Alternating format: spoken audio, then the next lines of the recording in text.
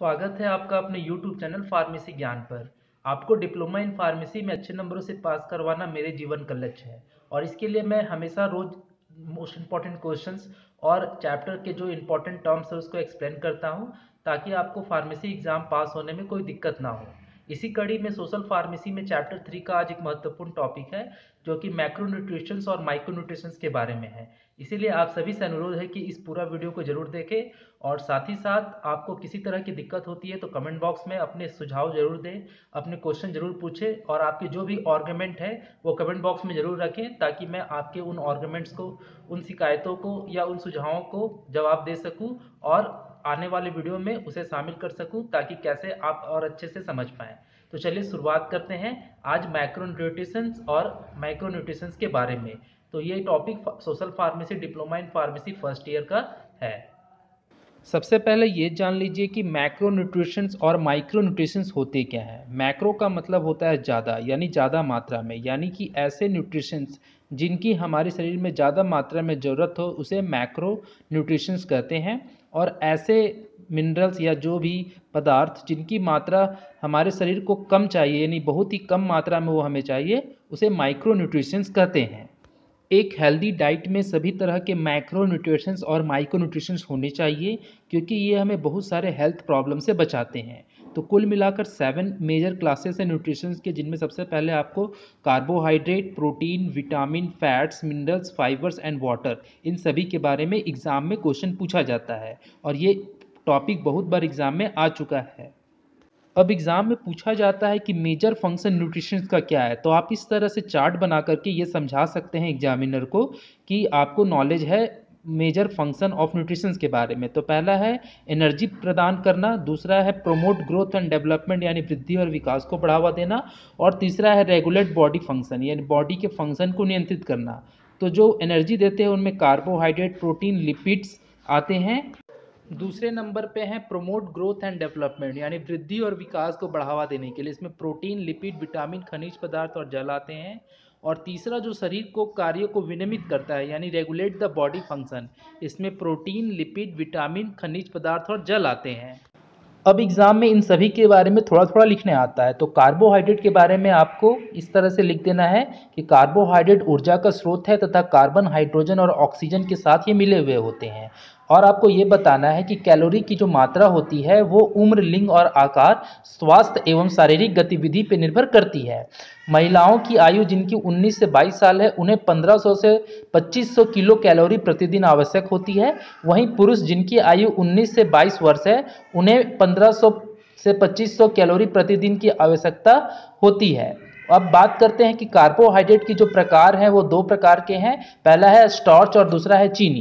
तो स्टार्च जो है वो रोटी, आलू, चावल और अनाज से मिल जाता है। वहीं चीनी जो है ये केवल कैलोरी देती है, इसमें और भी कोई पोषक तत्व पदार्थ नहीं पाया जाता है। कैलोरी की मात्रा यहाँ पर पुरुष और महिलाओं में दोनों में एक ही प्रकार है, लेकिन आपको ये याद रखना है कि कैलोरी की मात्रा पुरुषों में अधिक होती है, यह आप डिफाइन कर सकते हैं।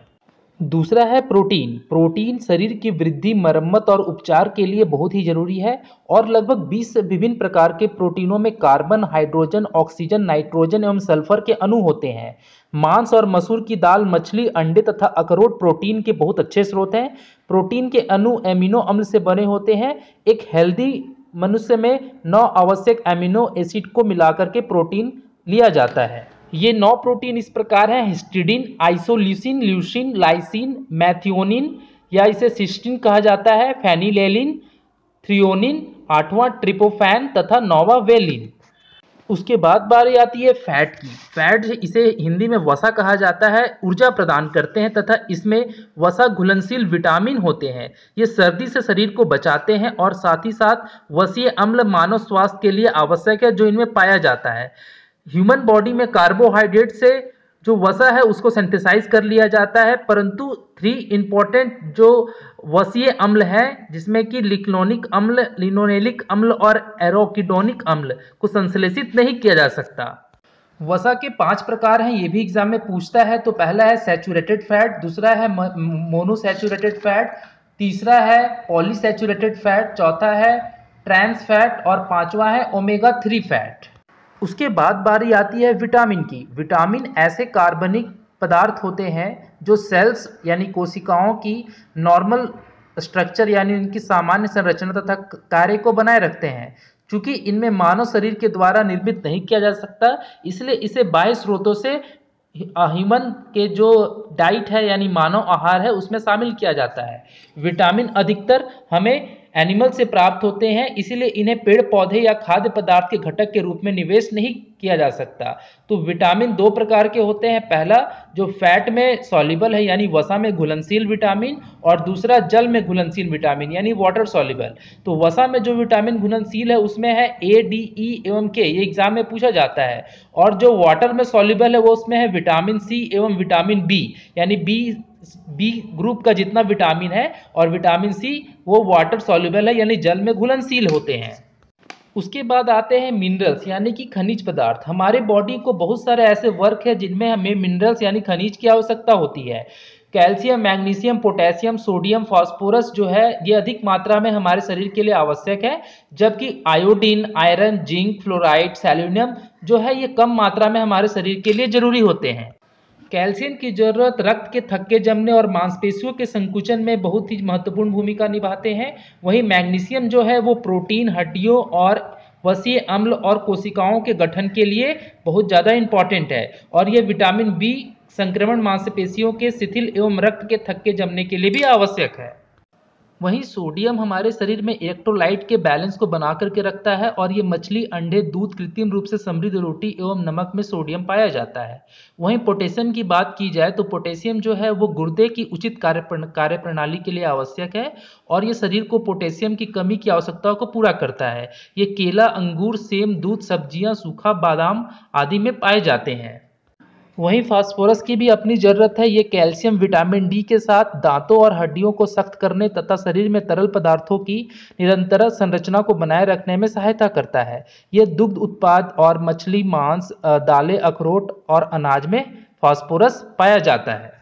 आयरन हमारे शरीर को बहुत ही कम मात्रा में ज़रूरत होती है, लेकिन इसकी थोड़ी सी कमी से काफ़ी बीमारियां होती हैं।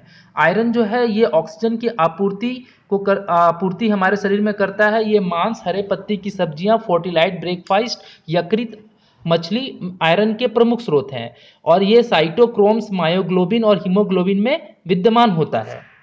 बात करते हैं आयोडीन की, तो आयोडीन जो है वो हार्मोन के निर्माण, सुरक्षा और कार्य में सहायता करता है, और दूध, नमक एवं समुद्री भोजन आयोडीन के प्रमुख स्रोत हैं।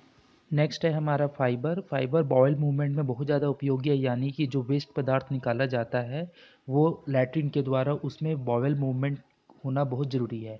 इसमें फाइबर अपनी महत्वपूर्ण भूमिका निभाते हैं। फाइबर सेरेल्स में, होल मील में, grainy bread, fruit, vegetable, whole grain rice, pasta, potatoes, इन सभी में पाया जाता है, बीन्स और पल्सेस में। बात करें फाइबर के इंपॉर्टेंस की, तो फाइबर हमें न्यूट्रिशंस तो देते ही हैं, साथ ही इनमें रफेज होता है, और इट हेल्प इन इंस्टाइनल पर्स्टिकुलस मूवमेंट, यानी कि छोटी आंत में जो मूवमेंट होना चाहिए और बड़ी आंत के द्वारा जो बॉवेल मूवमेंट होता है वेस्ट पदार्थ को आगे निकालने का, उनमें ये मदद करते हैं।